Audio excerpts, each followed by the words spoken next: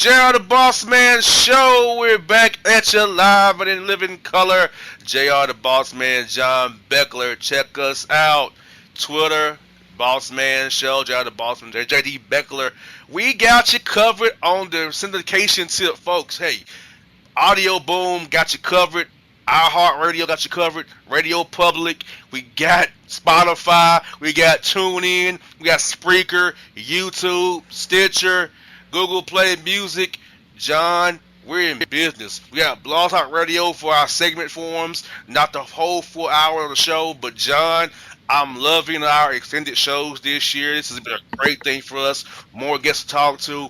More people to have on the show, different points of views, getting more people on who want to be on the show now. It's great when you have so many people want to be on the show that you can't get them all in 1 week, man. Yeah, that's a good thing. That list you just rattled off was almost as long as one of my fantasy football injury reports from back in the day, bro. I mean, that was a hell of a list you had there. Oh yeah, we everywhere, brother. Yeah, but you're right, man. I'm down with it, dude. It's nice to have the way the show's kind of evolved this year. Has been fun, man. We've got cool weekly spots with 5 for 1. We got Donnie, Coach Tyndall's always on. He's always, doing his thing, and it's good because March Madness is coming up, so we got some inside information about a lot of these teams from Donnie. That's going to be nice to help us fill our brackets. Hopefully he doesn't steer us in the wrong direction on purpose just so he can laugh at us later. You don't know Donnie will do that. He will do that. That's what I'm saying. You got to watch out. Like, if he starts pushing that 16 over the 1 seed early, he's just trying to, mess with you. So you got to watch out for that. We're on to you, Coach. We know you're listening. We're on to you. You better believe it. And you know what's great about it, John, is all these apps are free. They're free. You can go on your Google App Store or your Apple App Store and get these apps for free. Spotify, TuneIn, Spreaker, Stitcher, iHeartRadio, Audio Boom, Google Play Music, Radio Public. Man, John, I was like, it's so happy to know where the show's evolved from, and that, hey, no matter what situation may be, you can get the Bossman Show anytime, any place, anywhere, at your leisure, without having to just listen to a certain station or a certain dial to hear it at a certain time. Screw that. You can hear it anytime you want to hear it, and we'll give the content when you want it to. We'll put it out on Twitter for you, and we'll replay the segments on Blog Talk Radio. So if you want to listen to a segment only, look for it on Blog Talk Radio. We'll get your segments there, which will also hit iTunes, which will also hit Spreaker, Stitcher, all that good stuff. So John, we have a hourly feed and a segment feed too, John, which the listeners should be loving that because, hey, whether you want a whole hour, you just want a segment, you can do what you want to with the Bossman Show. We can fulfill your every listening need, whatever you may have or want to do.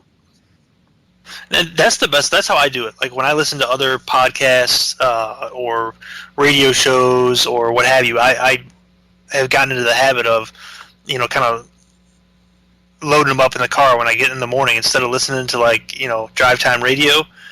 I'll listen to something I may have missed the day before or a couple days, and I kind of get myself caught up when I'm rolling in, in the morning in the car or in the evening if I have a long road trip. That's where it's great to have access to all the apps, is because you can hit that stuff, so easily now on your phone and hook it into your aux, input in your car, assuming you're not rolling in something that's got like an 8-track or, it depends on what your whip looks like, but you know what I'm saying? Exactly. You should have an aux cord at this point or something comparable, you know what I'm saying? You better have that. And, even on your tablets, your iPads, your tablets, we got you covered. So pretty much, people, if you want the Bossman Show, you can get it anytime, any place, and we're glad that you're sticking with us, been with us for going on 7 years here on the Bossman Show. We thank you for that so much. So, folks, great show for you.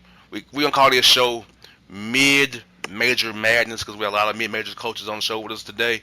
So check out all the mid-majors we're talking to. We got Donnie, JC, emails, Boss Report, JR and John. Stick and stay. We in it to win it. Let's go.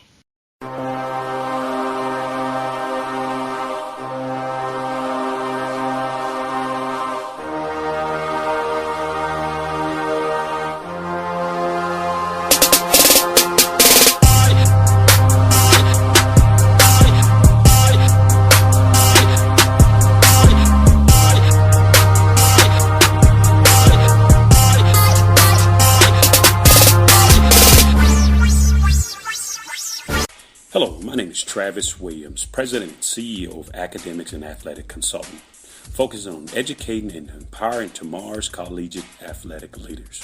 My passion is for the education and genuine concern and care for today's student athlete. It's the centerpiece of my life's work.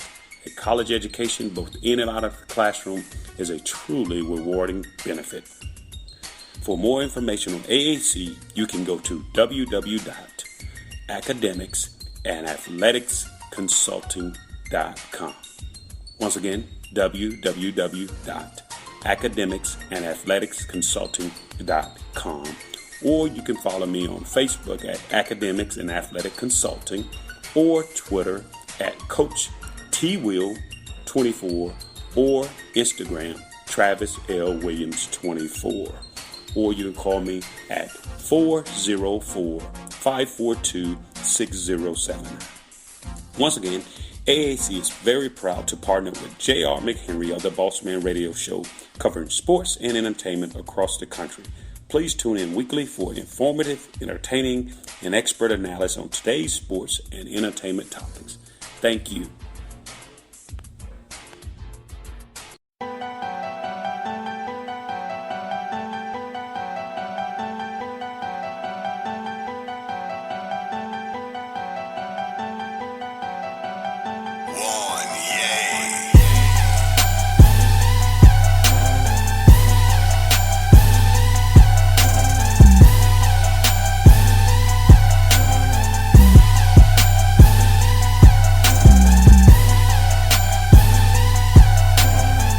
I was back on Jared the Bossman Show. We're joined by the Illinois State Redbirds head coach Dan Muller on the Bossman Show.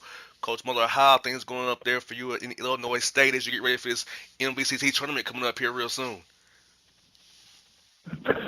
Well, things are good. They'll be going great if we win three games this weekend. We've had an up and down year with some injuries and a lot of adversity, but we're as healthy as we've been in a little while, so I'm hoping to go on a little run right here. I hear that, Coach. But you finished your place in the Missouri Valley Conference in conference play. So talk to us, Coach, about what were the key factors for your guys playing well in conference play, finishing third behind the top two teams in the conference there? We've got some good players. I mean, that's where it starts. You know, we literally have had one player play every game this year. Okay, out of my top 10. So the other 9 guys, 8 of them have missed due to injury. We've had 2 of our best players out the last few games in that lineup with injury. And so to face the adversity that we've faced, it's kind of taken different guys to step up at different times. So we've built our depth on the bench, and yet we need all of our guns going into the weekend to play our best. But conference awards just came out, and we have Malik Jarborough's first team all conference, Phil Fain's second team all conference. We have another kid, Keyshawn Evans, who's been one of the best guards in the league, who's missed some games. But we've got some really good players, and when we are healthy and have a little bit of rhythm, I feel confident we can beat anybody. Now, there's probably a whole bunch of other teams in the league that feel the same way, but I really feel good about my team if we could be healthy this weekend. And that's what's good, Coach, that you're healthy at the right time of year. You can get some cohesion at the right time of year. You can get hot for 3 days in a row. You get hot, then there you go. You get that ticket to the big dance. So I know you got to feel good. You got good players. You got 3 great juniors to help you lead the way. So, Coach, you got to feel good about the health-wise and that the guys are locked in knowing what's at stake here. You know, I really do. I really do. And you said it, we have 3 juniors. We have no seniors on this team.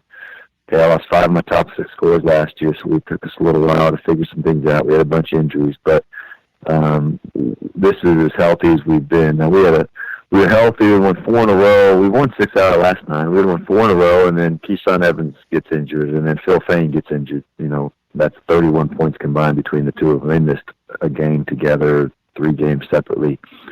And so now the rhythm part is what you said, going into the weekend, playing with some flow and confidence and rhythm. And Phil Fain just got back and played in the last 2 games at probably about 70%. So we gave him the last couple of days off. We needed him playing the best. He's second team all conference guy, but we needed him playing his best again for us to win these 3 games. But I do feel really good that we are as healthy as we've been in probably 3 or 4 weeks. But you've got to have confidence. You know, you got to go down there. Tournament play is interesting. all across the country because there's different pressures. JR, I mean, knowing that if you lose, you're done. Maybe your season's over for a lot of our leagues, or maybe your chance to win championship's over. But handling that pressure is key for any team that's going to win the tournament. You got that right, Coach Muller. I tell you what, I'm right there with you, man. This time of year is like especially in your league, where it's most likely a one bid league. So you better bring it. If you don't, that one day your whole season is pretty much down the drain in one fell swoop. If you have a bad stretch, a bad misassignment, so that pressure at the mid-major level is amplified, like you said, Coach, like no other this time of year. It really is. Yeah, I mean, and as a coach, it's my 6th year here, and hopefully I'm better not handling it, but helping my players handling it than I have in the past because there's a unique mindset you have to have. Last year we had a team that was first 4 out of the NCAA tournament, so we thought we had a chance to make it. But we knew if we won the whole thing, we'd be in. We lost to Wichita State and really handled the pressure very well until the last day. A few years ago, we were in the same situation, lost in the championship game to a top-ranked Northern Iowa team. So this year is going to be interesting, though, because I only have 3 guys that have really played in this tournament because we have so many new players this year. And so can we go down there on Friday, relax, play confident and aggressive, loose and free but focused? Because if we do, I like our chances a lot to win 3. But I'm also hopeful. Loyola won our league. They're top, I don't know what they are right now, probably 32nd in the RPI. They're top 40 or 50 in Ken Palm. I mean, I'm hopeful if they make it to Sunday, and hopefully lose to us, but I'm hopeful we get two teams in. But I was hopeful last year, too, and we just barely missed it. Yeah, Coach, and I feel like you guys deserve more respect because you go out there and play a quality non-conference schedule. You got to play on the road. Guys really don't want to play you guys. They don't come to your place. And you still put up numbers. You compete hard. You get those non-conference wins that they look for. And then when it comes down to Selection Sunday, they still want to go with the big names and the big guys to get those ticket sales and revenues up. Because you both know it's a business. So, they say it's not. This. So, like, you go do, and you still get left at the door looking in. It's hard sometimes. That's the business we're in, and I understand it, and yet it does get difficult, like with our team last year, potentially a Loyola's team this year, Monmouth a few years ago, St. Mary's. I mean, teams like that who it's just very difficult to schedule certain teams. Now, this year we kind of got lucky, and we schedule aggressively pretty much every year. We've got a top 30 non-conference strength schedule this year, and didn't quite have the team to have the success to give us a chance, but it is hard to schedule teams to play in. It's hard to schedule anybody to come to your place and play. So hopefully the committee this year, I said it last year after we kind of got snubbed or didn't make it, I said hopefully the committee uses a different tiebreaker. When they get down to the end, they say, okay, who's going to get in between this team or that team? Team A, Team B, Team C. Well, they use things that we have literally zero ability to affect. Number of quote-unquote quality games played. Well, nobody wants to play us in the non-conference, so hopefully they use a different tiebreaker, different numbers, because if they do, Loyola will be in. MTSU will be in no matter what. Boise State will be in no matter what. Nevada will be in. Well, they're in anyway. There's just certain teams that aren't in the Power 5 conferences that will get in and deserve to get in. St. Bonaventure will get in no matter what. So hopefully we see that this year. Yeah, Coach Muller, what's crazy about it? I like you must have read my guest list because I have on Coach Davis a little bit tomorrow. I think I have on him tomorrow. I have on Joe Dooley, Florida Gulf Coast tomorrow, and you all in that group where, hey, if you all don't win y'all tournament, y'all could be less hanging. I think it's so crazy. Kermit Davis and MTSU has the most true road wins in the country, and you leave them out because of what? They're in the Conference USA, or dominates their son. Leave them out, really? So it's crazy. It is, and then Kermit, Coach Davis so is Joe. They've done a great job. We played Florida Gulf Coast. Was the first game we played this year. They beat us down there in a close game. But you look at MTSU, who last year won their tournament and got a 12 seed, I think. Okay. So rationally, you look at that and you think to yourself, if they would have lost their tournament, they wouldn't have gotten in. And they had a very similar profile they had this year, and it's just ridiculous. And it really is. It really is. And so that is a pressure that we all face in these leagues when you're not sure. But you've had the type of year you feel like you have not only a chance to get in, but you get in and you win. You beat Michigan State like they did or whatever. That is a pressure. So you've got to help your players handle that in order to win 3 games in tournament play. And, again, that's our goal. Obviously, we won't get in if we don't win. We haven't had that type of year. I think Loyola will be right there. But our goal is still to go down there and win 3 and handle the pressure of the moment. And, Coach, that's why I want to have you guys on the show this week to let my listeners know and understand the pressure that you guys are under. Like, because, see, my last year, my listeners was up in arms and upset, and I tried to explain to them. I said, Dish, let me have the coaches on pre-tournaments. They can explain it to you themselves rather than me trying to tell you over there. Let the experts tell you of why it is what it is. Why I want to have you, Kermit, and Joe on this week. Yeah. So you all can talk about that so my listeners can understand and get a feel for what you guys as coaches and your players are going through this key week here. Well, then there's lots of good teams around. And, again, it's literally tiebreakers. Last year, I think the last teams in, Kansas State, Providence, whatever, if we played those teams, we could beat them, they could beat us. It's not obvious. But this year, you talk about competing with Power Fives, and we beat South Carolina, we beat Ole Miss, Loyola beat Florida, Drake beat Wake Forest. I mean, we have not a lot of teams in our league, as MTSU has done, who beats those teams. Some years we don't. But it's just difficult to schedule enough games to have those quote-unquote quality games. So well, I'm hopeful, very hopeful. My first hope is that we win 3 games this week. But after that, I'm always trying to fight for teams in leagues outside of certain conferences because I think, not just because it makes the tournament better, that's not the only reason, or that's not even the reason. It's just that I think our kids deserve the same chance as some other guys, some other teams' kids. You got that right, Coach. And see, Coach, I'll be cheering for you guys because, one of my friends is on your staff, and Brian Penny Collins is on your staff. So that's my guy. So it's like, okay, I'll be cheering for you guys more because of him, because he's a friend. Yeah. I'm going to tell you, he'll tell you about me. He knew me when I was selling CDs and DVDs out of my trunk, okay? He knew me then. Okay, Coach? He knew me when I was that's great. Before I came from That's great. inform myself. But I was the bootleg man. He knows that. That's great. That's great. So Penny I was at Vanderbilt for 12 years as an assistant. Penny was in high school. So I've known Penny since he was in high school. He used to come over and play with us in the summers, and I used to play all the time back then too. I was in my mid-20s, and so I knew him there and coached against him. I was at Vanderbilt, he was at Belmont, so we've known each other for now, 15 years or so, and he's been an awesome addition to the staff, rising star, future Division I head coach, and he's awesome. So we're glad he's here at Illinois State. He's done a great job. This is his first year here, but he's done a great job for him. Yeah, it was funny when I had on Coach Forbes. He's like, your man with Illinois State on me, don't you? I'm like, Coach, I know. I was told it before you did. Yeah.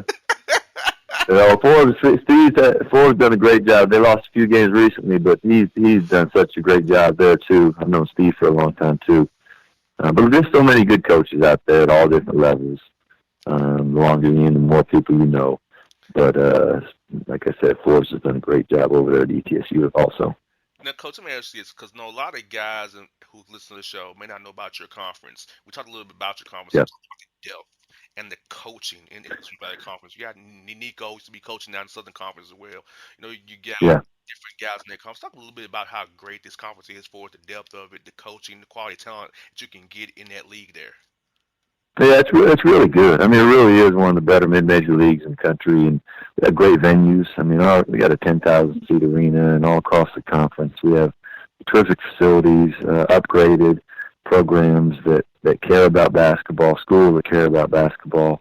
You talk about Nico's done a great job at Drake. Ben Jacobson's been in Northern Iowa, obviously had a ton of success. Barry Henson at Southern Illinois has done a great job there, and at Missouri State, and I could go down a list of really good coaches. Porter Mosier, obviously, at Loyola. who did a terrific job this year. But what you get in this conference is really good coaching, really, really rabid fan bases who support basketball. We can recruit nationally. We have guys from California and Georgia and Florida on our team because we can sell what we have is great opportunity, great education. But it's just really good basketball. You know, our league this year, there's not one team outside of RPI, I think, top 170 or so. I mean, there's 3 or 4 of us in the top 100 RPI. And so it's a good league, quality basketball every night. And, again, I think we're 8th. RPI, we're 8th best conference in the country this year. So I really think Loyola deserves to get in no matter what because of the quality of our league this year. And hopefully we can keep getting 2 bids. Well, Coach, definitely becoming a national brand. And also, another one of my good friends used to play at Illinois State, Coach Ford at TSU. Another one of my good friends used to play at Illinois State. So that's my guy now. So the school always. That's my guy. Your school, I like it because a lot of my people come through there, man. So, yeah. I'm with you. The Bossman was with you, Coach. We're Dana. Man. I like that. D Ford, Dana was the first guy I hired when I got here.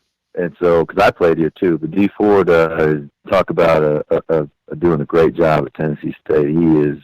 He's probably the coach. We talk probably 2-3 times a week, but he's done such a great job at Tennessee State, and he's obviously a head coach, but a star in our business. I think he's still the youngest head coach in Division I, or close to it. Yeah, he's definitely young. Yeah, you know my guys. That's good, man. Oh yeah, Coach. Hey, Illinois State. Hey, it's lineage here, man. Like you all. That's why I had it for the show, man, because I like your school, man. I always like you. I like it. So when this is like Atlanta, Coach. Stop by the studio. Love to have you in studio here with us. Yes, sir. Your program. Get you on the live stream. Here's how all my people can see you in studio with us. Talk about your program, man. Yep. It'll be great, man. We need to do that. I really appreciate it, and let's get me or Penny on again anytime. But once we're down there, I'd love to stop by.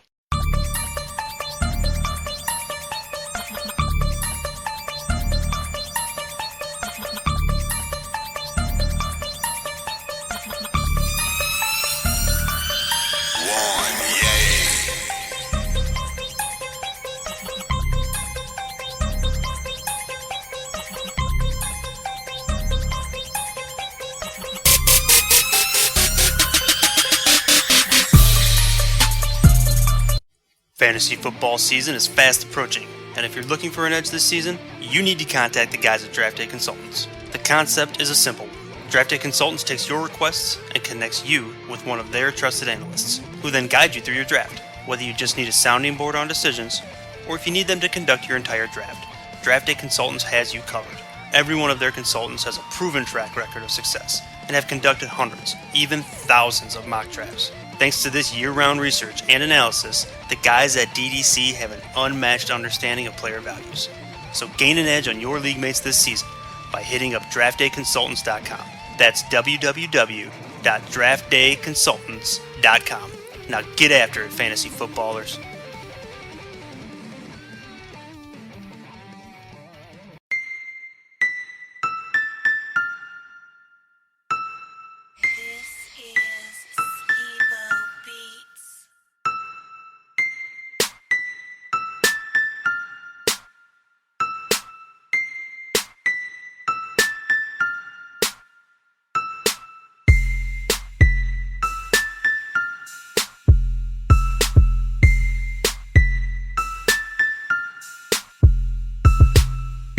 All right, back here on Jared the Bossman Show, and we're about to be joined by the Radford Highlanders head coach, Mike Jones, Bossman Show. Coach Jones has got our practice and joining us right now. Coach, how are things going, man, with you and the Highlanders, man? Oh, man, everything's great, man. Excited about how we finished up the regular season and ready for the postseason here in our conference tournament starting on Thursday. And, Coach, talk about that, Coach. You finished second in the Big South Conference, a tough conference, with the likes of Asheville and Winthrop in the conference as well. You finished up in second place on a four-game winning streak. So, Coach, talk to us. What was the key factors for your season being so successful in conference play and the winning streak you've been on the last 4 games? Well, I think it's been our team's commitment and buy-in to how we, what kind of team we are and how we need to play in order to win. And that really starts with our effort. We want to be, the hardest playing team on the floor each and every night. And for the most part, we've been able to do that. And then defensively and rebounding-wise, we think that that's really the key to being a championship caliber team, because, you really can't count on offense night in and night out. Sometimes you get a wide open shot and it just doesn't go down. The best shooters in the world miss them. But defensively and rebounding-wise, it's not as much skill as it is fundamentals and habits and effort. And so we have put our focus in that. We bought into that from the beginning of the year, and our guys have been pretty consistent in that over the course of the year, and that's why we've been successful throughout the year, and that's certainly why we were successful the last 4 games to end the regular season. Coach, one thing we'd like to get a feel for when we have a conversation with a coach such as yourself is the non-conference schedule that you played this season, and how you felt it prepped your team for conference play, and what you think that more difficult, or I guess the tougher portions of your non-conference schedule, how they helped your team kind of get set for the trials that they'll face during the conference portion of your season. Yeah. Well, we try to set it up based on, our expectation level of our team. If we think we could be, good because we've got veterans, because we've got the different pieces, then we might make it a little harder. This year was probably the hardest that we've had in several years. And, we tried to get some teams that played a similar style to some teams we might see in conference. For instance, we played University of San Francisco. They play a Princeton offense, which is similar to Campbell. We played, some teams that pressed. We also obviously have to play some guarantee games because we have to raise money for our budget by playing some of the larger teams that pay guarantees. So we played Ohio State to start the year off. We played Vanderbilt. We played Virginia Tech, people like that. And, what it does is, number one, if you play a team like Ohio State or Vanderbilt and you're able to, be competitive and have a chance to win, whether you win or not, but you're competitive and you give yourself a chance to win, then that certainly is going to give you confidence. And we were able to do that against some really good competition. I thought we should have won at Vanderbilt. We made some mistakes, which were kind of experienced mistakes in the last 5 minutes of the game. Ohio State, same thing. We played really well in the first half, and they came out and they punched us in the mouth to start the second half, but we were able to regroup. And so those are things that we can learn from and talk about and watch film, and hopefully by the time we get to conference, we're a little more consistent. Now, Coach, I'm in Nashville today. Actually, I'll be over there to see Vanderbilt play Missouri in an hour or so here. Let me ask you this, Coach. Coaching in that arena, Memorial Gym, how unique was it for you to coach and have to deal with your team on the other side of the court? You couldn't talk to them. I know you can go down the sideline a little bit now, but how weird or unique was that to coach in that arena? Well, I think it's certainly a huge advantage if you are Vanderbilt. Because no one else in the country has that situation, so it's a decided advantage for them. But for us, it was a good experience, and I really debated about whether or not I did, but it was good because your point guards have to take control a little bit more than usual. And for us, that was good because we had some young point guards, some inexperienced point guards that needed to, be in a learning situation, and I thought it helped them, be able to call out the defenses or, call a play and make sure guys were where they're supposed to be without coaches being able to be involved. So we just used it as a positive, and it was a really good experience for us. Like I said, we had a great chance to win that game down the stretch, and, unfortunately didn't come through, but it was a great learning experience for our guys. We have Mike Jones, Radford, Highlanders on the Bossman Show with JR and John here talking about his program. Coach Jones, clean out your roster. I see you have a good mix of upperclassmen and lowerclassmen. Is this the roster balance that you want to achieve each year in recruiting as you go out try to build your roster and find guys suitable to your program and your standards? Yeah, absolutely. This is my first head coaching job. In the first few years, we amassed some talent, some really good players. We had a kid who, could end up being the best player of all time here, who's playing overseas in Italy right now, making a tremendous living. But we didn't mix our classes the way was probably best, and it cost us, in one particular year where we, ended up having a lot of upperclassmen and a lot of freshmen, but nothing in between. And so we went out and we kind of we brought in a junior college piece here and there. We had a guy that had to sit out, and so it ended up working out really well where we've got 3 seniors this year. I think we have 4 juniors next year, and then we got 4 sophomores and a couple of freshmen, and we'll try to continue to mix it so that there's not a big drop off once one class leaves, and then that next class can step up and be ready to fill right in, and so that's the ideal way to do it, and we've been able to do that the second time around. Fortunately for me, I've had a chance to be here through a couple of contracts and make some mistakes early on and still have a chance to kind of fix it and make the ship right, and we've been able to do that. Now, Coach, it seems like looking into your team stats, that balanced scoring and balanced rebounding seem to be things that have been a focus for you and your staff through the course of the season. Is that an accurate portrayal of what you guys are trying to impress upon these young men?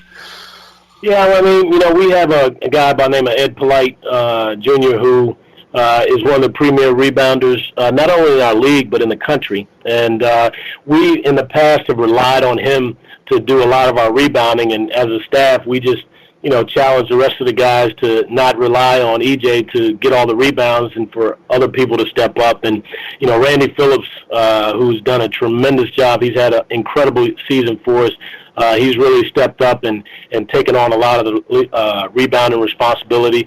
But not only him, a lot of the other guys, each guy that we met with every guy before the season, and we told them that each one of you, no matter what your skill set is, has 2 responsibilities, and that is rebounding and playing defense. And so, we insist that everybody take part in those 2 things. And then, some other guys can score better than others, and we give them those different roles, but everybody has the role of defending and rebounding. Now, Coach, as you prepare for the Big South tournament, what are you emphasizing to your team about this pressure-packed situation, the game upcoming? You got the opponent to be determined later here.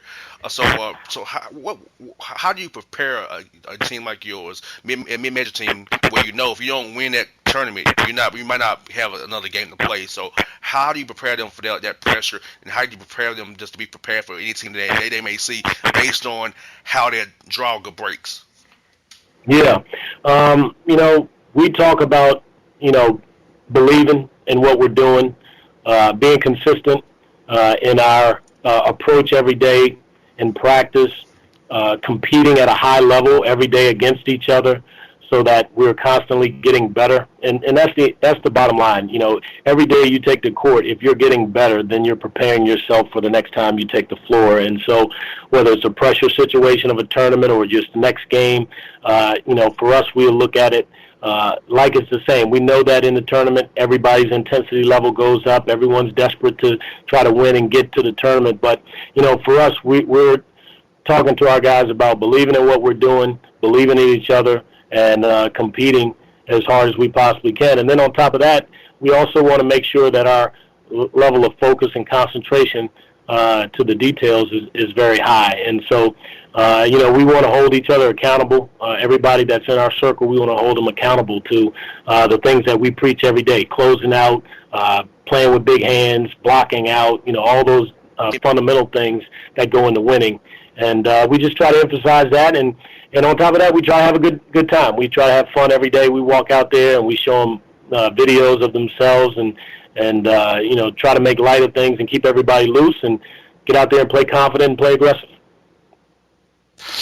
So, Coach, if you could, for the listeners out there who may not be familiar or as familiar with the Big South, speak a little bit about the quality of teams that you face, within conference play, and also the coaches in the league. Man, I tell you what, it has been a bear in this conference. It's one of the most underrated conferences that I've been a part of, and I've been a part of about 7 or 8 of them, including the SEC and the Southern Conference and the Atlantic 10 and the Big East. And so, as an assistant coach, but this league is as tough as anyone relative, to level of competition, obviously. But, you got teams like Winthrop who they're perennially one of the better teams in the league. UNC Asheville, extremely well coached, Coach McDevitt, Has been a part of that program for about 17 years. He was with Eddie Biedenbach before, who was a great coach in his own right, and Pat Kelsey, who's been with Skip Prosser and Xavier and Wake Forest. He's the head coach at Winthrop. But you just go down the line. I mean, from 1 through 10, Barkley Radabaugh, who's the elder statesman in the league at Charleston Southern, has been there for about 13, 14 years, won a couple championships, has won a ton of games there. So night in and night out, you're going to be tested not only by the level of coaching that you have to go against, but also the talent level. The talent is a lot better than people think. Some tremendous players. Xavier Cooks can play in any league in the country. Maceo Teague and Ahmad Thomas from Asheville, those guys can play in any league in the country. And so it's a tough out every single night. There are no nights off. Every time you take the floor, you're going to be challenged in some way. This year we've had, 5 or 6 teams at the beginning of the year that were capable of winning the league. And if you look at it, we're separated by about 2 or 3 games at the most from 1 through 9. One year we were in the league, there were 6 teams tied for first on February 1st, which is unheard of. It's a very competitive league, very underrated. And, it's good because whoever comes out of it is going to be battle-tested. Coach, I tell you what, me and John definitely be cheering for you guys down there at Radford, Coach. And we love to have you on the show again down the road. You've been great. Love your insight. We look forward to doing it again with you real soon, Coach. Thank you very much for having me, man. God bless. All right, folks. It's Mike Jones and the Bossman Show. People at Radford Highlanders. Check him out.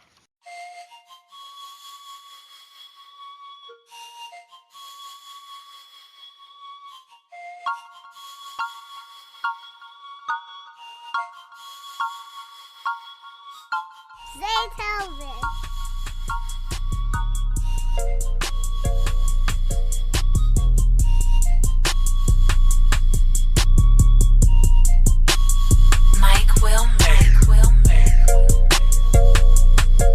Yeah, it's your man JC, the host with the most, baby, and it goes down each and every Saturday night right here in the city of Memphis. That's right, y'all. It goes down at Clicks Sports Bar Memphis, baby. 3705 Malco Way, Memphis, Tennessee, 38125. Come out and join us, the Three Kings, each and every Saturday night for the livest karaoke in the city. Everybody gets in free till 10 p.m. Only $5 after. Great food. We got drink specials. We got all kind of games, man. We got the pool tables popping. Whatever you want, we got you, man. Come on out. Have a good time with us each and every Saturday night. That's Clicks Sports Bar, Memphis.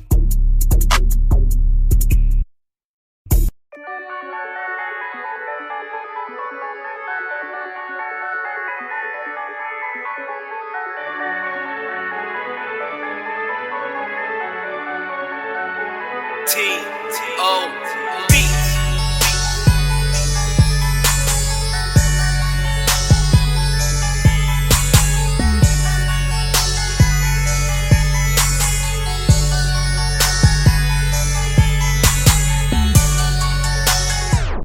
All right, folks, back here in the Jared the Bossman Show. More mid-major March Madness here for us. We're going to the Summit League. Talk to the South Dakota Coyotes head coach Craig Smith with me on the Bossman Show. Coach Smith, how are things out there in South Dakota, man? It's great, JR. It's beautiful and sunny, and it's actually almost 50 degrees. I mean, it couldn't be better. Coach, just like the weather down there, right? It's just 50 like degrees in February. Wow. I know. I'm shocked.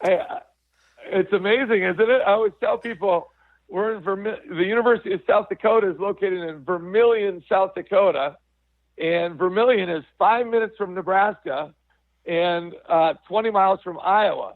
So we're the Hawaii of North and South Dakota. So it's beautiful here all the time.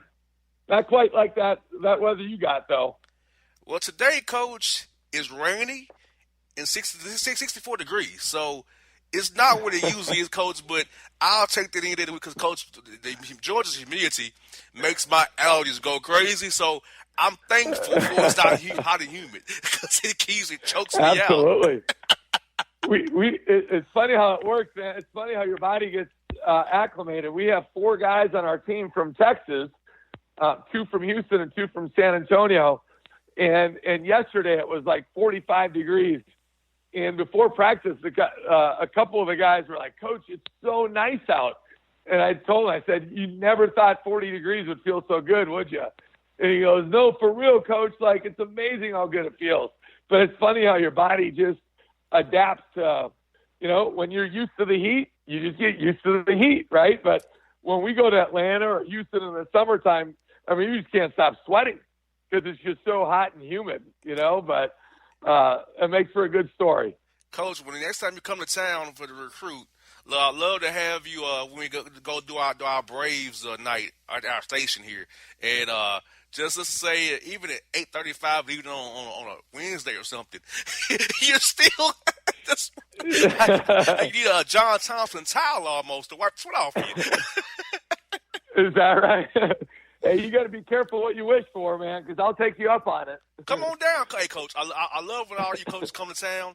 Have you all come in studio with us here. It's so fun to have you guys live in the studio with us on our live stream by people to see you guys. It's so fun for us. We really enjoy it when you all come out here and recruit these great players we have down here in Georgia. Well, you're right about that. There's a ton of really good players in Georgia. It's always interesting, and I appreciate the offer because I'm going to take you up on that. You got my word on that. But Georgia's it's always been a hotbed of great talent, certainly in basketball, and it's always interesting. I've been at I was an assistant at University of Nebraska, at Colorado State, of course now the head coach of South Dakota, and I'm originally from the Midwest, and in my first recruiting year, we didn't really recruit Texas because I was just like, what are the odds? And people kind of look at you like you're crazy, but, different strokes for different folks, right? There's so many good players out there, so many great people. And of course you got to build a relationship and build equity and build trust.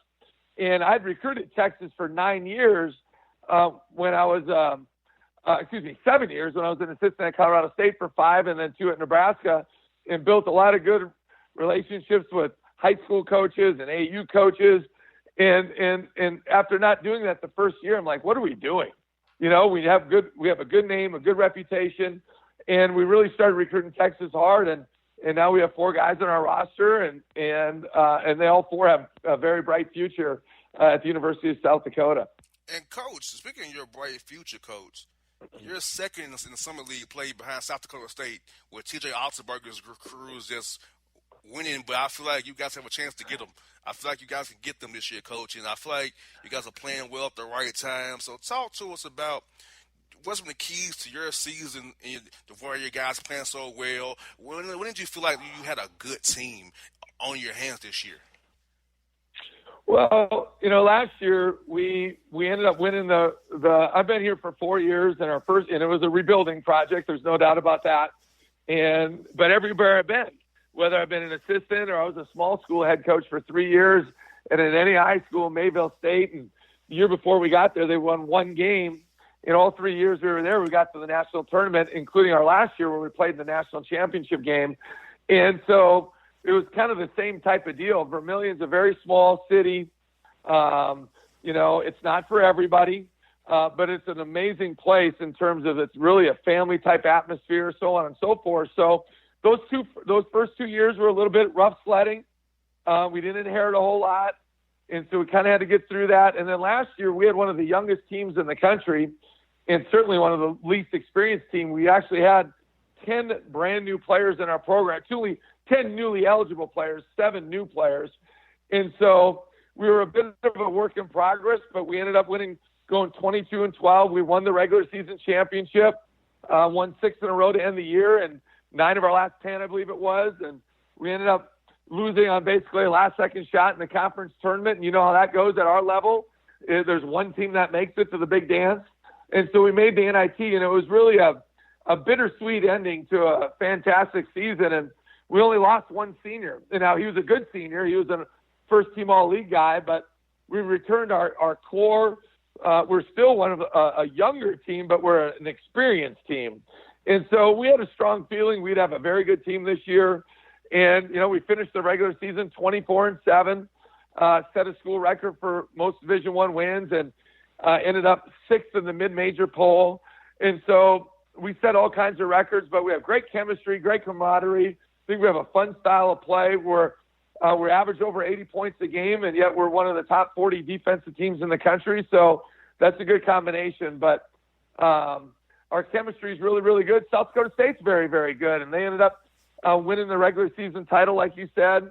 But our conference tournament starts on Saturday, and we'll see. We gotta win too, and South Dakota State's gonna have to win too. And who knows, if we meet up in the finals, this should be an epic battle. Now, Coach, I'm looking at your stats. You have 7 guys over 7 points a game, 2 guys in double figures, rebounding, 6 guys over 3 a game. So I see what you're doing. You got balanced scoring, balanced rebounding as well, attacking the glass, defending like crazy, getting out there and running and playing that fast pace that you talked about, Coach. I see on the stat sheet here was exactly how you guys are playing. Well, JR, you're right, and we're very, very balanced. I mean, Matt Mooney's he was a first-team All-League guy last year. I would expect him to be a first-team All-League guy again this year.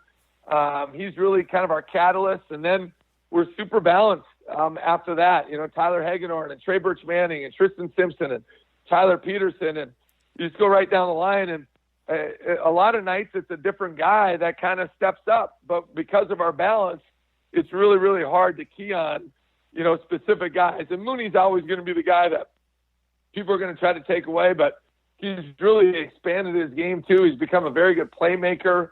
He's led us in assists a bunch of times here, the second half of conference play.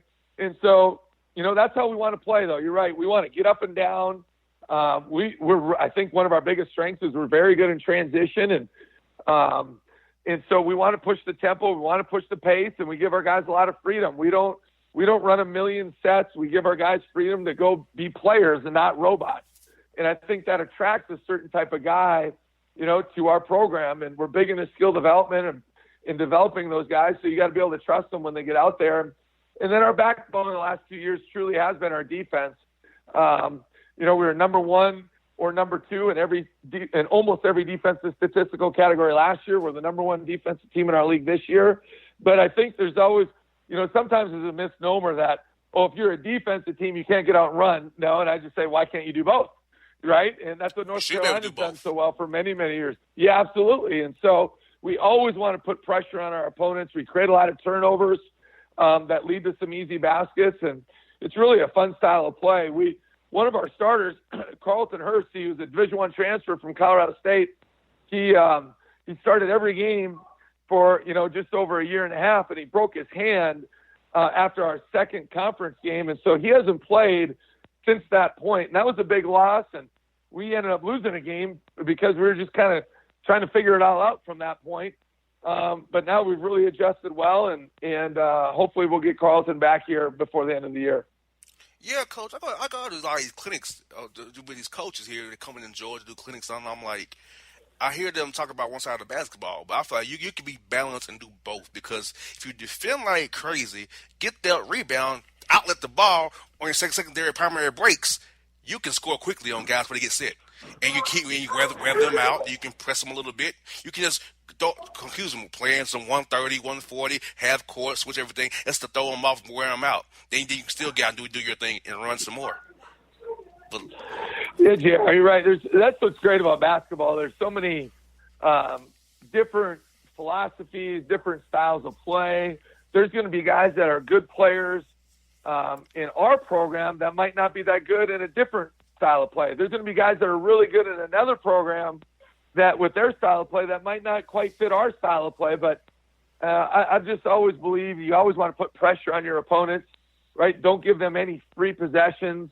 And by putting pressure on your opponents, sometimes that means press. Sometimes it just means literally every time you get the ball, push it up the floor. Like, why would you walk the ball up the floor, right? So, and certainly there's times maybe when the other team has a bunch of momentum or what have you, just to slow it down. But I think that our style is really an enjoyable style of play. You don't want to be I don't think most players want to be, and I'm not sure you can develop guys if you're just always slowing it down and you run, play after play after play, or a continuity over and over and over again, because then you're just basically, as a coach, telling them to go to point A, then to point B, then to C, then to D. Whereas in our style, certainly we have some set plays, but we give them the freedom to go play. And so now their instincts take over, right? Their teachings from practice or their coaching from practice takes over, and they're allowed to really showcase their skill set. And, Coach, I was lucky. You know, my father was a coach. So the fact that my father was a coach, I got all that first-hand knowledge of how to play the different sets, the different cuts, different defenses. So my dad taught strategy to me all the time. So when I played ball myself, Coach, was like, wow, this is what Dad was talking about. You know, so it's like, I'm with you. My dad was believing simplistic means you play better. Less you're thinking, the better you played. So we really didn't run plays. It was all 5-man motion, screen and cut, back picks. It was pretty much you all figured it out. If you're not you drop a play for you guys, I will. But do our motion, play hard, play for wheel switch defenses, and throw them all off. That was my dad's philosophy, and it worked. We won a lot of games that way. It does. A lot of times less is more, and I heard this when I was a really young coach, and the KISS philosophy, KISS, K-I-S-S, keep it simple, stupid, and that was for me. Like, not to the players, for myself, because sometimes coaches kind of can get in their own way, right? Well, we can do this, and we can do this, and we can do this, and we can do this, and we can do.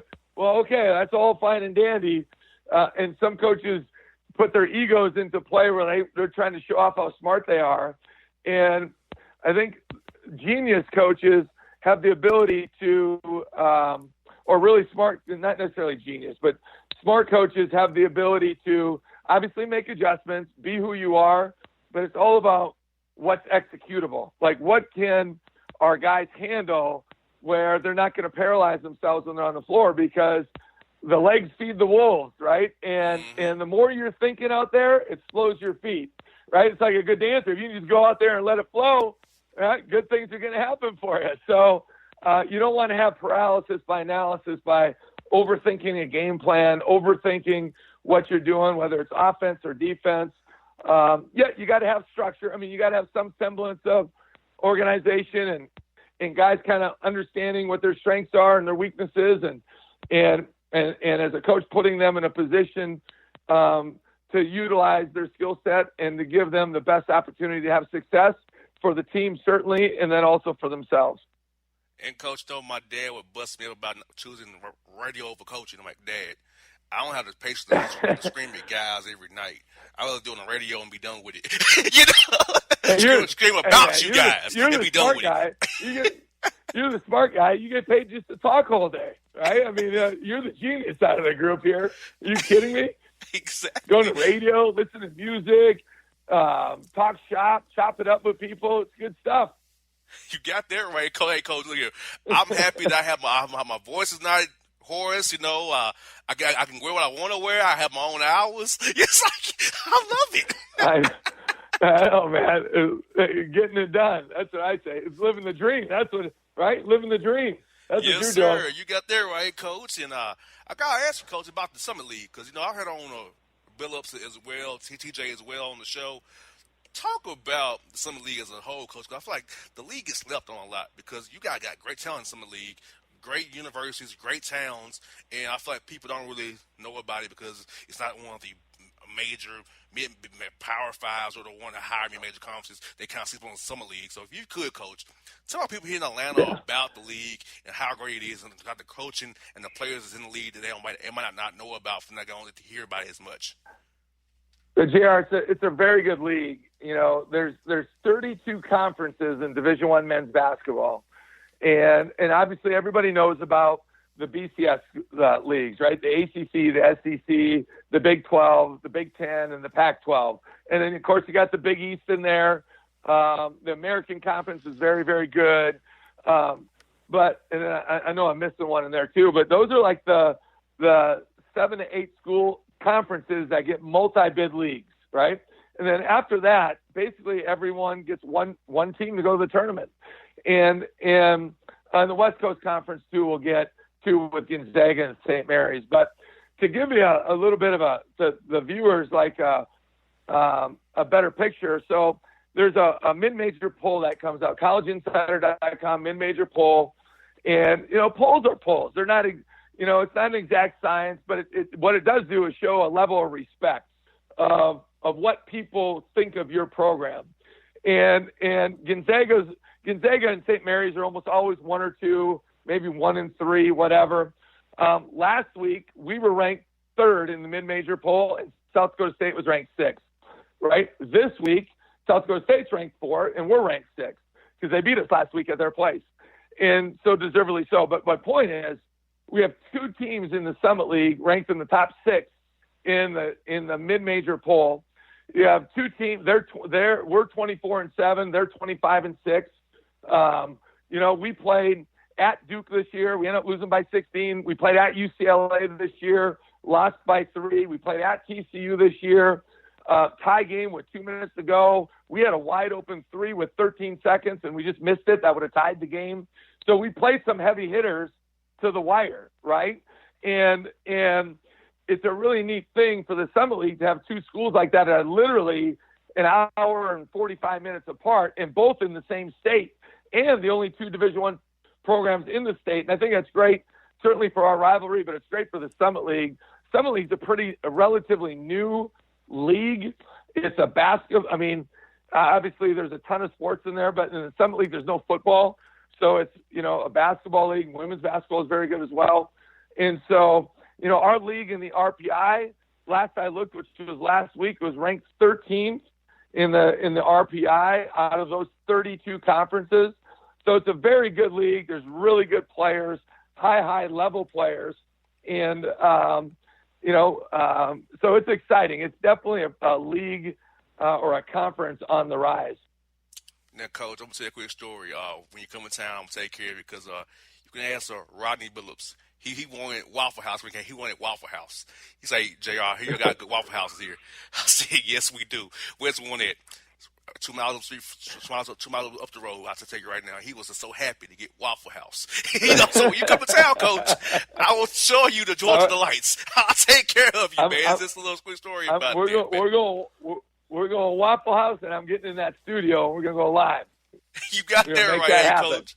You sure will, man. I sure will, Coach. And Coach, I'll tell you what, a lot of high school kids listen to my show. I do a lot of high school speeches around here, talking to different teams and different players. So a lot of guys here to my show, so they'll hear you and they'll love they'll say, oh, South Dakota, JR, is that cool? Hell yeah, it's cool. Yeah, Coach is cool. Go play for that man. So it's all good, man. Well, it's right. Like I said earlier, beauty's in the eye of the beholder, and there's always a spot for the right guy. And are we going to get Texas kids every year? Probably not. Are we going to get Georgia kids every year? Probably not. But you just keep cultivating that, and your players become your best recruiters. And we're fortunate. We got a brand new $66 million arena. It's state of the art. It's incredible. And you name it, we got it. So we've been very fortunate to have that. But I'm looking forward to getting down there, and we can see what we can do, right? Yes, indeed, Coach. Coach, good luck against Omaha this weekend, Coach, and we'll talk to you real soon, man. All right, JR. Hey, thanks for having me on. Looking forward to doing it again. You're welcome, Coach. All right. Take care, JR.